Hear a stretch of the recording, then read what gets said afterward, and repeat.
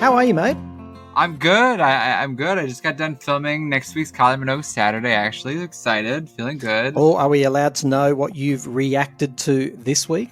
So it's a song that came out after Crystallize. Very, because I just reacted to Crystallize, which I honestly did not even know was a single. From reading the Wikipedia page, I actually thought that it was an album called Crystallize, but I guess I guess there's just something really weird about the way the Wikipedia page did it. But I watched Sleepwalker. Oh dear. Okay, right. What did you make of that? Good. Yeah. I honestly feel like for the past, like, I don't know, probably past 10 or so Kylie Minogue Saturdays, every single song, it's like it's just getting better and better and better. I really wish that when I had started this journey of like going through her entire discography, that I had known that she was as much of an icon as she was. Because do you remember hearing that I had the test pressing of Tension in my cart? But I was like, I don't want to spend $100 on an album I didn't really of an artist I don't really know. Good God, what I would do. Good God. What I would God. do. I had it in my cart for several days. I had it in my cart. I did not realize. Makes me so angry. So, Jeffrey, let's make sure people know who you are. This is our young American friend who's been doing some Kylie reaction videos. That's how I found you, Jeffrey, because I get to look at my whole Kylie life flash before my eyes when I watch someone like you who's just discovered Kylie watching all this stuff for the first time. It's mind-blowing for someone like me. I've been there from the beginning before she released her first single. That's crazy. But before we even go any further, where can people find you? I want people to find you. Yeah, so my real name is Jeffrey, but please call me Madam Roast Beef. Madam Roast Beef is the best way to find me. Madam Roast Beef. Do I have to? Do I have to? As goofy as it is, it is more than just like a name. It's like it's kind of like the, I don't know, the embodiment of who I am. It can't really be weird. A philosophy, can it? It is. It's more than a philosophy. I would say it's an identity, as crazy as that Madam is. Roast Beef. Madam Roast Beef. well, at least people know where to find you now, Jeffrey. Right, exactly. So where does it come from? Where does Madam Roast Beef come from? I have no idea, but honestly, I always thought of myself as more of a like weird, obnoxious person. But then I was like, I'm not a weird person. I would say I'm actually a pretty unique character. And as you know, I've had a wild life, brain cancer, all these other crazy things I've been dealing with. I mean to throw it all out there, but I have found that through just being myself and sharing, the content and stuff that I put out in the world, I absolutely am so proud to be Madam Roast Beef, as goofy as that is to say. So did you make it up or did a friend? I did, yeah. Madam Roast Beef. I don't know. All right, okay, let's unpack this a little bit. I don't know where it came from. Are you willing to go with me on a little journey here? We go on a journey, but with how bad my memory is, I don't know if we're going to come to a that's all right. Understanding. That's all right. We call it a point in time reference. Okay, so that works. Let's start here. Do you eat roast beef? So I actually was vegetarian for 2 years. Funny enough, funny enough, and part of me also thinks the innuendo for roast beef is like vagina, and I am as gay as it gets, so I don't eat roast beef. Wow, so you could have actually potentially been Madam Brussels Sprout, for example. Right, exactly. Maybe, possibly. Do you have an affinity with animals? I love animals and I hate the meat industry. I'm not. I eat meat now, of course. Because of my brain cancer, I've got really bad memory, and I was just like, God, I need the protein. I unfortunately am not able to just cut protein out of my life because it was really affecting my already bad memory even worse. So as sad as it is, it's just more convenient just to continuing to shovel dead bodies down my mouth. But which let's be honest is sad, but. It is what it is. What about the madam part? Do you identify as a madame? So I don't identify as a madam per se. I when I was younger, I actually have a few trans friends that are like transgender and stuff like that, and I have had the conversation with them. Growing up, I had really bad gender dysphoria. I was like, I hate dudes. Boys are gross. Ew. But at the same time, as I have grown older, I'm like, most men are disgusting, but at the same time, like, I can be an exception instead of having to, Mm. you know what I mean? Look, we're going to keep working on this on and off throughout this conversation. But one thing I can absolutely tell the listeners is that Madam Roast Beef here, when you watch the reaction videos, has the most unbelievably great energy. You really do, mate. Oh, thank Your you. energy is I fantastic. appreciate that. It's fun. It's light. I can just tell you're a really good person. And it comes through your videos. That's very sweet. The light part I especially appreciate because as I just said, the whole brain cancer thing, I know it brings a very heaviness to it, and as sad as it is to say, I know it definitely turned a lot of people off from my content, and I'm like, why the hell is that the case? Because like, sure, I'm dealing with something that's hard, but it doesn't mean I'm not still the same fun bitch that I could be without it. You know what But I are mean? you saying that people have said to you they're not going to watch your content because of your health Yes. status? Yes, No. you would not believe it. I literally got it. I'm not kidding you. I mentioned in a video that I'm gonna upload tomorrow. I literally got a comment saying like that. Sure, you can laugh now, but just remember, you're gonna die from your cancer one Oh, day. stop And it. it's like, Stop oh it. my god, Too people are much. so scary. I People are want so you to send me scary. that person's name and where their children go to school. I'll fix them. People are just so it's just so scary. I'm like, what would embody someone to think, let me write this message to someone that's dealing with, like, it's just Well, gross. they've clearly got some problems. Mental issues. You've mentioned it a few times, Madam Roast Beef. You said that you're ill. Do you mind sharing a little bit about that with us? Yeah, so I started my YouTube channel, Madam Roast Beef, at like 17 years old, and I was doing daily streams every single day with How old are you now? So I'm 25 now, Okay. which is still not grandpa age. I know 25 is still young, but God, I feel so old. I feel like I've done so much. Ladies and gentlemen, 8 years in the business, Madam 8 X. years. How crazy. Madam Roast Beef, sorry. I just called you Madam X. Oops. Madam sorry. X. Oh my God, Madonna. Hello. That's so funny. Also, sorry, Alexa's going off. That was my reminder to make sure that I was ready for the call. Aren't you good? Hey, Alexa, Time to Talk's calling in. Yeah, she's crazy. She's kind of worthless. She never listens ever. I hate Alexa. But yeah. So Madam Roast Beef. I don't really know where the name came from. But I know that I have grown into the name because it definitely is weird, and I am definitely not a normal person. which I think is a good thing. I don't want to be normal. Ew. But you were telling us about your health. Oh yeah. So I got completely distracted by Alexa flapping her big mouth. So 17, 18, started doing YouTube. I was doing daily streams every single day online, and I was actually able. I was making more money than I had ever made doing daily live streams. I would stream sometimes for over 12 hours a day every single day. And I was making so much money doing it, and I was so happy. And as sad as it is to say, it's definitely gotten to the point where it's like, yikes, I can't do this anymore, because it doesn't even slightly pay any bills, which is sad.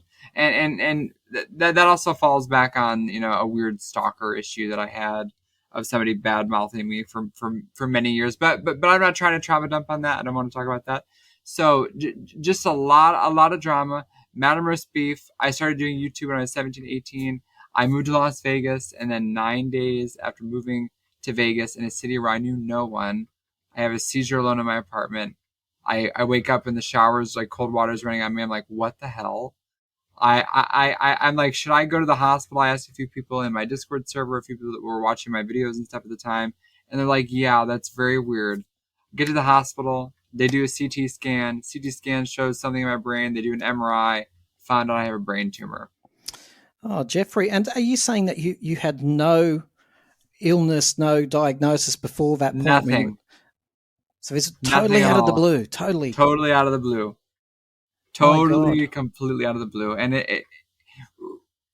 it's just so scary to think about, because I know there's so many circumstances and situations where it's like, why did that happen 9 days after I moved to Las Vegas? How is that possible? How is that even possible? And mate, what does it mean for you? What does this diagnosis mean for you? And what is the diagnosis, if you don't mind me asking? Yeah. So 8 years into this, my first surgery, I've had like, I think 7 surgeries total. after my first biopsy surgery, the brain surgeon in Vegas sat me down and he said, well, it's going to kill you. And that was his exact words. Well, it's going to kill you. And I wasn't really sure what that meant at 18. I was like, what do you mean it's going to kill me? 18 years old. How can my life be over? It hasn't even begun yet. But I ignored that, and I've had 6 weeks of radiation, 6 weeks of chemotherapy. Radiation I never even covered. Chemotherapy I never even covered. I still have a lot of the footage of that. It's just been such a wild life, and I recently uploaded a video talking with my doctor about what he thinks the future is going to look like for me, and the good news being that that both me and my doctor think that after 7 surgeries, after 6 weeks of chemo, 6 weeks of radiation, we both agree that my tumor is likely dead. But because there's no way of knowing, and also because I received radiation for 6 weeks of daily radiation to my brain, it puts me at risk for more cancers developing. And of course, the hospital refused to ever tell me that information. I never knew that getting radiation treatment puts you at risk for more cancer developing. So because they never told me that, I need MRIs for the rest of my life, no matter what. What does radiation therapy to the brain look like? Is it literally like an injection, or no? So it's basically like laser. It's like very precise lasering of radioactivity to the brain. Crazy. I actually have footage of me filming an entire session of where do they shoot the laser though? Like through into my brain, yeah. Through your skull. Through your skull. I have a mask. If I had a camera, I would show you, but yeah, I had a mask that they put on your head, and it's meant to fit around your skull. You're not allowed to cut your hair for 6 weeks because it needs to be that precise, and it is so crazy. It is so precise. The precision of the radiation going into your brain and treating like your area where your cancer is. And mate, can you feel it when you're having the therapy? No, I didn't feel it, but also really weird. Whenever I get CT scans, which I've had probably about 100, just to look at the area of my brain, I always have a weird smell in the air. And not to be gross, but it smells like pee. It smells like urine. It is the weirdest smell. I smell it every time I get a CT scan, and I smelt it every single time that What do they tell you? What do the doctors say about that? From my understanding, it was just probably an area in my brain being triggered by the treatment or whatever. I think there's something called phantasma or something like that, where you have like phantom smells or whatever. Yeah, for lots of different reasons. Like some people with trauma backgrounds, for example, report smelling things. But in your case, like you say, it could be because of what they're treating you with. Yeah, it's interesting because there's definitely no pee around you, right? But you can smell it. So crazy, so weird. It's just like the area in your brain. Like for me, my tumor was on I think it was on my right side, and because it was on my right side of my brain, it affects the left side of your body. Like for example, when I woke up from my first resection surgery, which, like I said, I've had many surgeries. When I woke up from my first resection surgery, they were telling my ex-boyfriend, who was relaying it to my mom, that the entire left side of my body wasn't working at all. So like and they had told me that it was at risk. I was at risk for not being able to move the left side of my body because of where I was being treated. Thank God that it ended up coming back to normal, and I can move my left side of my body. But very scary. The life I've lived, it's been insane. Yeah, too much for your age. Too much for your age. Crazy. And all of my best wishes, I have to say. But I want to ask you this. Let's give everyone some reassurance, and yourself too. Things are good at the moment, aren't they, generally, for you? They definitely could be worse. So I will take it.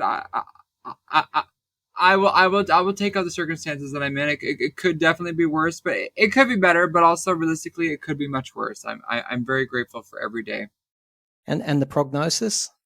Yeah. So the prognosis of my cancer, it's just monitoring for the rest of my life. Right. It's really weird because like I said, because I received radiation, I'm going to need MRIs no matter what for the rest of my existence.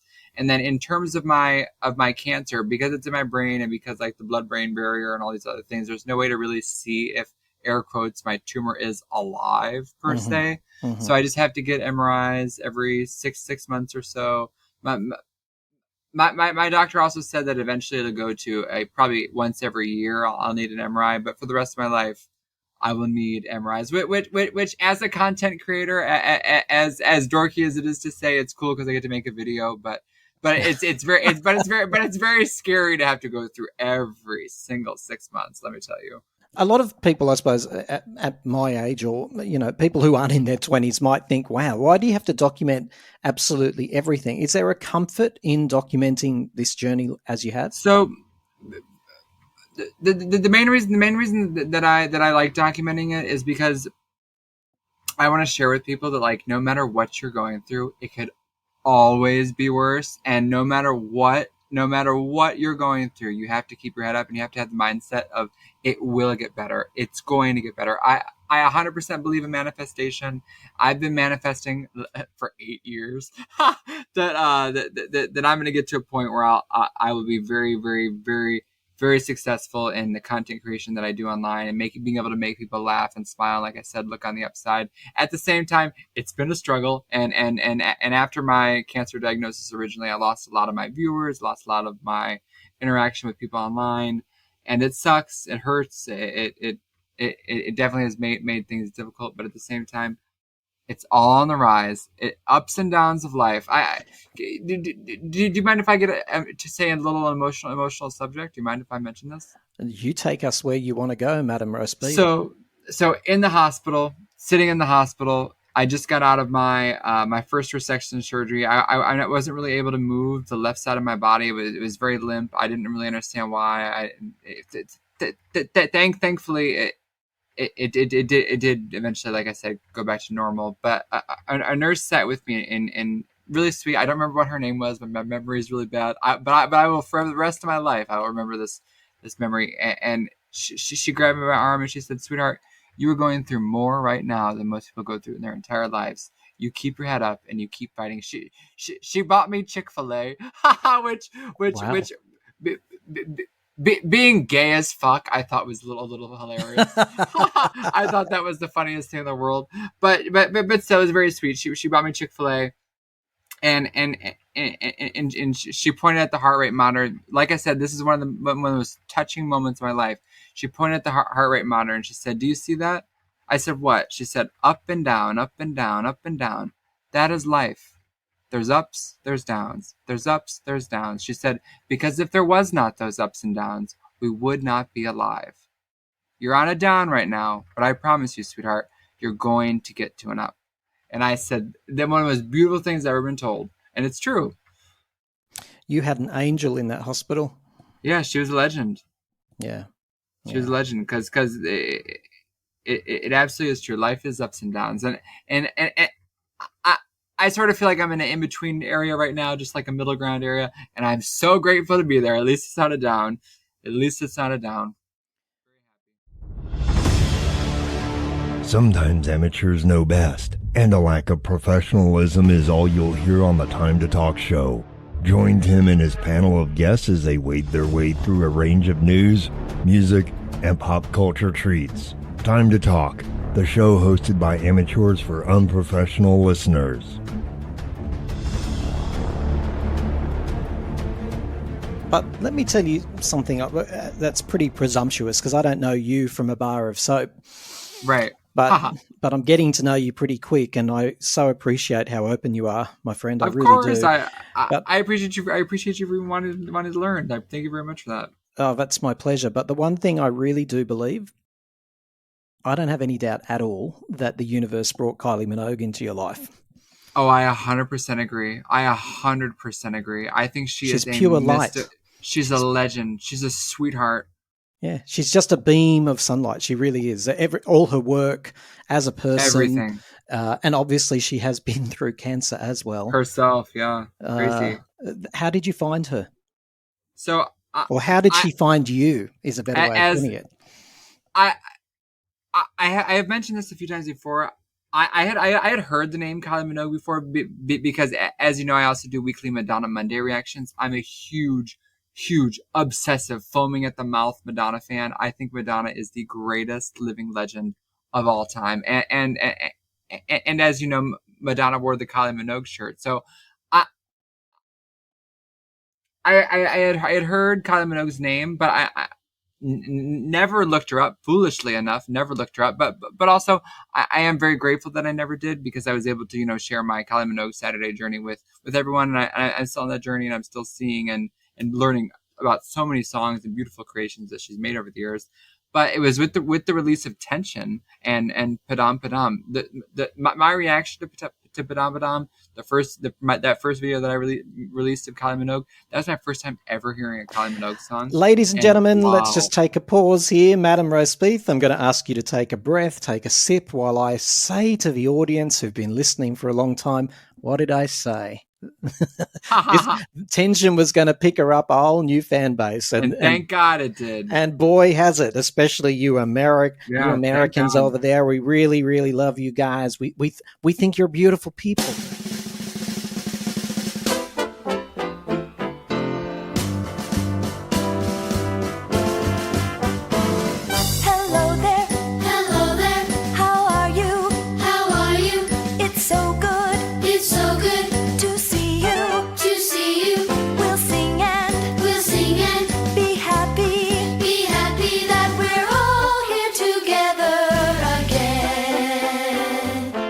But would you mind if I gave you a very brief Kylie quiz?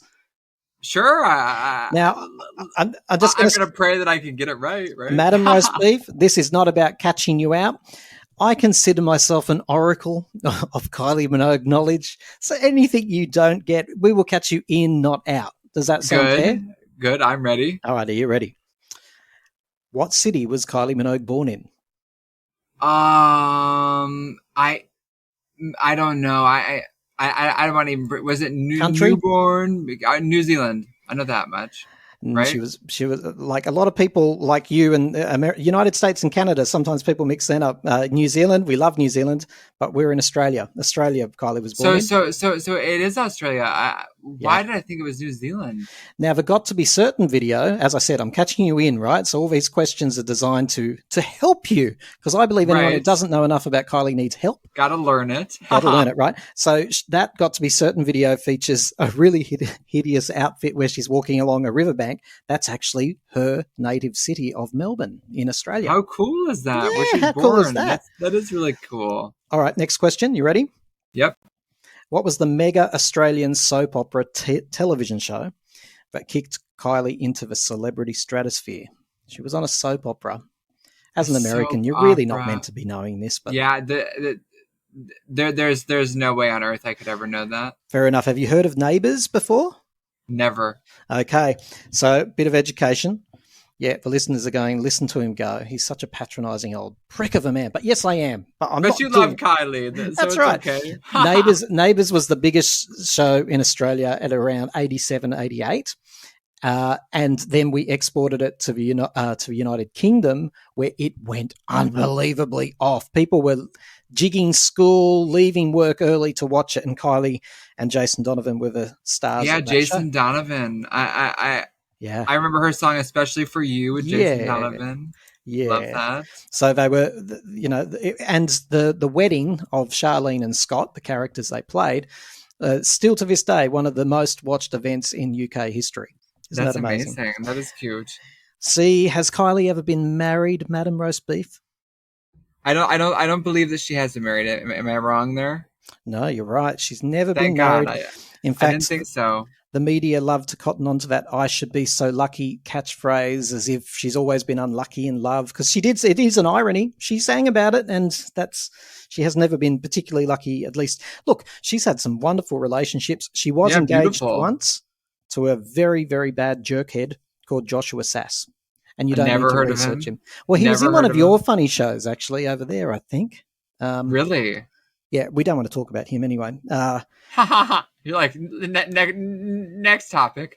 Well, no. Do you want to know something funny? Actually, as a emerging Kylie fan yourself, Kylie was in a relationship with Joshua. He was younger than her. She bought his toupee. Or Wow. I shouldn't call it a toupee. Why? Why would she do that? He was balding, so that's what a Oh good my girlfriend God. does, right? So That she is paid true, for the right? the surgery or whatever it's called, whatever they do to Hair reconstructive surgery. That's absolutely. hilarious. That's what happens in relationships. You pay for stuff like that. That is funny, right? What's the name of Kylie's highest selling single? Highest, is it not highest selling single? Is it not Huge in the United States. to date? Yes. Is it Padam Padam? No. Padam Padam was I huge. Should Be So Lucky? No, that was huge. You're in the right. One more. It's gotta be it's gotta be the song that Madonna covered. Why can't I think of what the hell that's called? Dun, dun, dun, dun. I can't think of what the hell it's called. Dun, dun, dun, dun. Can't Get You Out of My Head. Yeah. Look at me being all over the place. I knew the song. I just couldn't think of the name. There we go. Brilliant video too. Yeah, beautiful video. This was meant to be brief, but I've got another one for you. Name a movie that Kylie has appeared in, if you can. Not many fans can. Name one movie that she's ever appeared in. Oh my God! Do you know the sickest part is? I couldn't name one even if I had watched it for the Jean-Claude Van Damme, who is, he's a Hollywood type, I suppose. I know the name, right? He starred in a big movie, horrible movie, named after a video game. Horrible movie. Street Fighter. She was in Street Fighter, okay. Her first movie was called The Delinquents. She's been in a horrible movie called Biodome with Pauly Shore, who you might know. An actress. He's American.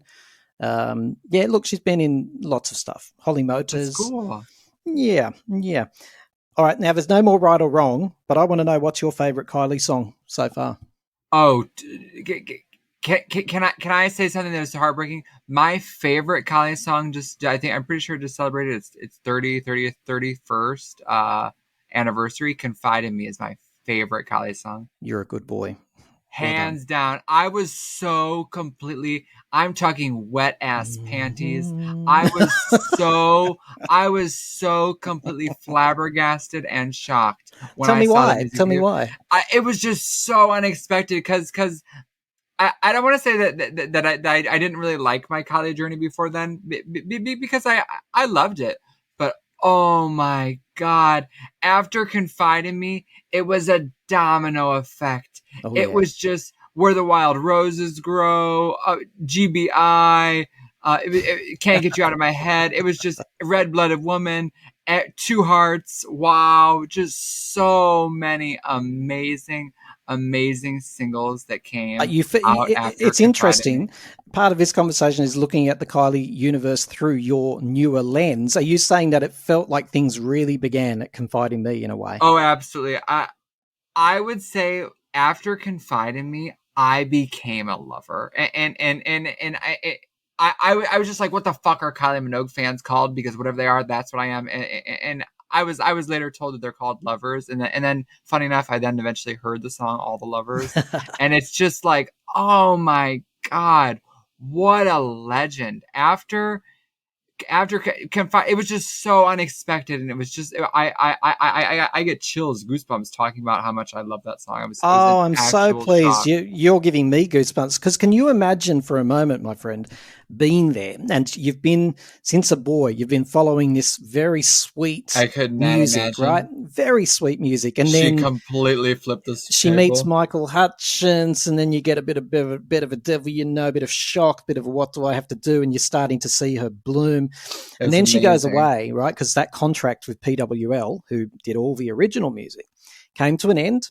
She made this decision, which seems, in hindsight, it seems like a no-brainer, but at the time it was huge for her to leave that factory and say, I'm going to do something totally different. Yeah. She was very inspired by Bjork, and she said, I want to do things like that, sort of avant-garde, experimental, yeah. Out she went. For a fan at the time, it was a little bit scary, because it was like, wow, okay, where's she? First of all, it was a long period of time, well, relatively, because we were getting a new album every 18 months or so at that point. So she went away for a good couple of years, and she came back with Confide in Me. And I remember my parents, who really didn't like Kylie, going, that's not her voice. That's not her voice. No, she's used some computer or something for that. I'm like, no, I'm It telling was you, she can just sing. so good. And her vocals, they're just spectacular. And They she can are sing it just so live too, spectacular. Madam Roast Beef. She can sing it live. I will never forgive myself for missing the Las Vegas residency. Do you know I was less than 2 miles away from that I'll stop residency? it. 2 miles away. 2 miles away. And do you know the sickest part? Someone actually reached out to me. They actually reached out to me and said, "Hey, I have an extra ticket. Would you want to come?" What happened? And I said, "Oh my God, do I need to cut off my limbs? Of course I would love to come." But do you know what they followed that up with? What's that? It's gonna be $4,200. Oh, stop. Oh, And I said, no. "Are you a sicko?" I said, "What You do would you have had to mean?" stream content till 2062 to afford the ticket. I said $4,000. But do you know the most heartbreaking part about them saying that? They told me after the show that no one else even showed up, and that I, air quotes, probably could have just came along. Oh, I can't even hear this story. I It's making said, me sick. "You sicko." Yes. I didn't. I was still nice because it was. I had honestly thought it was cute that they thought to reach out to me after seeing my reactions, but oh my God, crushed my gay heart. I said, "What the fuck? Why would you dangle it in front of me? Know that I have no money because I just moved halfway across the country, and then spit into my eye socket and say, yeah, they didn't even come. You could have just There was an empty chair there where you I could have said, sat. "You fucker," because I live in Vegas. I love Vegas. I was less than 2 miles away from the venue, and I missed out on seeing. Not only did I miss this limited to 50 hand numbered signed vinyl that I had in my cart, but I missed the Las Vegas residency being 2 miles away from the goddamn casino. That bloody sucks. You should have just went and sat in the foyer and listened through the door. A lot of people said that, but Las Vegas casinos are really crazy, and I also didn't even know where it was in the casino, and I didn't want to get like security. Do you know what though? Let's look at the bright side. The bright side is that she's now part of the United States culture, and right, thank God. She'll be back at Las Vegas. You have my Claddenstein guarantee on that. She will For be back sure. in Vegas. Second of all, I think she'll end up doing some sort of version of the tour that's about to come out, worldwide tour. I think she'll take that around the United States. I just hope and pray that when she comes back to Vegas, they don't sell out and try to like sell tickets for extortionate prices. I was like, come on, like that's all the artists at the moment. What about this Oasis? Every artist. My understanding of the residency, though, was that you got to like sit down and have dinner while she performed or something. You would have got a cocktail for that $4,000, that's for sure. I said, which like is nice, but good God, what the hell? What do you mean $4,000? I was like, if she comes down on stage and plants her cooter on my forehead, even then I don't think I would. I was like, even then I don't think I could afford $4,200. No, you'd want her to turn around at least. It's just crazy. Yeah. No, I can't blame you. One of my biggest regrets. I wish I had been able to see that. Well, like you say, not a regret, because I agree with you. The decision was wise, and you're going to see her. And tell me, yes. Are you going to be able to cope when you see her in person now that you've? I'm going to panic. Panic. So in 2024, I saw my first Madonna concert and celebration. And as I said, love Madonna. Which I don't know about you, they are collabing very soon. After them performing that song on the same stage, and they watched the internet not only shit themselves, but have a full body wet dream orgasm, just watching footage of it online, I said, there is no way in hell that we don't get a single within the next year or two. I would bet my living life on it. So, as a Madonna fan, when you watched that performance of "I Will Survive" and the little snippet, what did you like? Obviously, let's move past the fact that we all thought it was so exciting, right? What did you make of it to watch their different performance styles together? Did they connect well? Did one outshine the other, do you think, or what? So I wouldn't necessarily they like air quotes outshine each other. Knowing that Madonna has always thought that Kylie was such an amazing artist, and that Madonna has always appreciated her music, I was just like, this is just the coolest thing in the world, because you were able to see them not being like a Lady Gaga versus Madonna competing kind of thing. Yeah. It was just watching them mesh and create a more beautiful color with the two of them on the stage. It was just magical. But I know you're a huge Madonna fan, and by the way, I am too. But Madam Roast Beef, I do have to say, when Madonna rubbed her bionic hip up against our Kylie, I was a little bit defensive. What happened? Madonna humped Kylie for a Oh, moment. I loved it when they were humping. I said, "Come on, sexuality, show them that women can be horny." I said, "Let's own that horniness." But also, you have to remember, Madonna's the same woman that was tonguing Britney Spears on live television in the early 2000s. Yeah, like, tongue kissing. Crazy. Let's just get that right. In my world, that means something else. There was no tongue in the vagina, but yes, making out with on live TV, it canceled, removed from the ether. Madonna has always been a bull down the weirdness of this world, and I have always said she is an indisputable goddess for that, because there's no one else that can do it. I don't think even as gracefully as Madonna. It's just jarring. It's That's amazing. an interesting word you use, because I couldn't agree more. Grace, in the way that she's done it, but obviously that would grate with a lot of people. They think she's done it with anything but grace, her career, but I think she has. Believe me, I don't know. Liberal-minded people know she could have went a hell of a lot further many a time. Oh, for sure. But we have to remember, this is the person that released a sex book with her face in a dude's ass, like in the novel. Like she is just an earth shattering, and she's had such a sad life, and her mom dying at a young age, and just so many things that she's had to deal with, and she has done it, and she has still managed to create art in the most beautiful and magical way, and I love her. Have you ever squatted nude over a hand mirror? Oh my God, absolutely. Oh, stop it! I wasn't hoping for that answer. Oh my God, squatted. Can I be honest? How did you know? God. No. Oh my God, I have chills. How did you know? No, I don't even mean to be. I was just talking about this recently. Were you? That with who? Your mother or the priest or the Oh the my local God, baker? I'm having panic fever. I'm having chills. No, I was just talking with someone about this. Growing up in a town of less than 1,000 people, I am the most, MOST, all capital, the most anti-religious person in this world.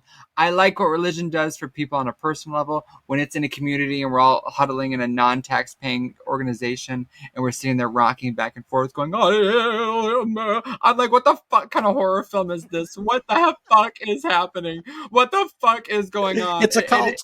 It is the scariest thing I could ever imagine witnessing, and I had to witness this. When I was a little gay fag in a town of less than 1,000 people, I was given a Bible because I was a poor, little broke gay boy. Sorry, if you're about to do something obscene with the Bible, you can probably segue. No, okay. I'm not. Nothing. But actually, it is obscene, but it's not me doing it. I was given by the preacher's assistant. This woman gave me a Bible, and she signed it. Who did? The like preacher's assistant. I didn't have a Bible, so I was. Who was it? Britney Spears? Why was she autographing your Bible? And by the way, did she say "with love from Jesus' right hand woman"? No, it was so fucking weird. So because I was so poor in a very small town, and because I was in a small town, when I would go to daycare, we would have the opportunity to go to like a early morning Bible school, like 6 in the morning. Yeah. And I was like, fuck it, they have food. I'm gonna go. I'm hungry. So I would go, and I didn't have a Bible to read as they were reading. Of course, they were skipping over the part about the 13-year-old getting pregnant by a mysterious God. Just fucking crazy. They skipped over all the weirdo bloodshed, the dragons, and all the other crazy grammatical errors in the Bible. They skipped over all that, and they would sit us down and they would huddle us in the school gymnasium. and we would all just read the Bible, and it was just so fucking scary. And I didn't have one, so she gave me one, and the bitch signed it. And I don't know where that Bible is. Thank God I don't still have it. But it's just like, what the fuck? How crazy is this world? Well, look, I'm going to encourage you not to think of those memories. Just think of the warm croissant that happened to be over there on the little table. Oh, okay, terrifying. That's why you went. Look, I share it with you, mate. I've got such serious issues with religion where human beings have interpreted what they religions. think, and then they make all these rules and boundaries, some of which they don't follow any of them. But the contradiction, like, I know that I'm probably oversimplifying, folks, but like, love everybody, but you and you and you, no, you have to go and you're sinners. Choose. You have to go over and stand over there. It's pick and choose. Crazy. It's literally insane. Like eating shellfish, abomination. But they love it. I haven't heard that one. Yeah, eating shellfish, that's an abomination in the Bible. I thought you could do that on a Friday.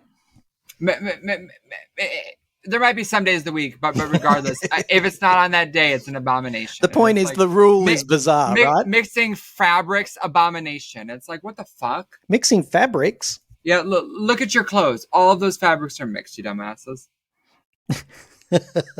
So goofy, so crazy. I love the way religion has scarred both of us. I had a guy in a church who, I don't know what he's called. He wasn't the priest, but he wore robes like a priest. He tried to touch me up. And I'm not saying that means the whole church and all the religion's wrong, but I mean, seriously, the suppression and the oppression in a church is only going to lead to, perversity, frankly. Oh, look. For sure. We're getting controversial, Madam Roast Beef. But can I be asked, how the fuck have we not? It's Madam Roast Beef. When you pervert sexuality and you pervert the idea that human beings are sexual beings, when we literally are by design sexual beings, we're one of the only species that has sex for pleasure. Why the fuck are we restricting it? Get the fuck away from me. You're creepy. The Catholic Church still says that homosexuality is a disorder. Still says it. They're the biggest perverts of us all. They are, to quote Jessica Lange, you're the biggest perverts of us all. Jessica Lange would never say that. No, she did in American Horror Story. Oh, as a character, right? Yeah, as a character. The biggest perverts of us all. It's true. It's just gross. Leave people the fuck alone. But I don't know how we got to this when you were at the last point of a conversation. You were squatted over a mirror. Oh yeah. Oh my God. So do you know how we got that? I'm going to do a little segue. So because I was in such a small town and I grew up, Bible thumping, thinking Jesus was out to get me for being a big old fag, I would feel bad for watching gay porn. It would make me feel like I was going to burn in the fiery pits of hell. So I was like, what could I do? So I would squat over a mirror and look at my own asshole. Totally TMI, but it is true. And maybe that's disturbing. But I thought I was going to burn in the fiery pits of hell for watching gay porn. So instead, I looked at my own asshole. So, sorry. I just want to make sure I'm getting this really straight. The behavior, let's put that over there. But the point of it definitely wasn't straight. But you felt like that was less crude than watching the porn. Is that what you're trying to say? I don't want to sound like I thought getting off to myself would make me be like a better person, because I don't think that. but the porn scared you. But I was so afraid that by watching porn on my mom's early 2000s computer that would on Windows 98, I was so afraid that literally I was gonna burn in the fiery pits of hell if anyone ever found out. So I would squat over a mirror. Totally weird that you brought that up, because I honestly felt like I needed to talk to Dad about it. Well, I'm so glad you did. By the way, but pure coincidence here, in the early 2000s, your mother called me to ask why all her keys were stuck together on the keyboard. Oh, I was never a keyboard comer. I never was a keyboard comer. Never a keyboard comer. How can you control that? Come on now. No one can control that. I was at least an intellectual and would grab a towel. at least would grab a towel. Never, not shooting on the keys. I didn't know I was talking to such a man of civility. Now I understand. And professionalism. You're a towel man. Was it a large towel or a small flannel? It was a big towel, for sure. A big towel. Okay, well. She's a big girl with big loads, That's right. Some people need a bigger towel than others. Got it. Exactly. Got it. Sometimes amateurs know best. and a lack of professionalism is all you'll hear on the Time to Talk show. Join Tim and his panel of guests as they wade their way through a range of news, music, and pop culture treats. Time to Talk, the show hosted by amateurs for unprofessional listeners.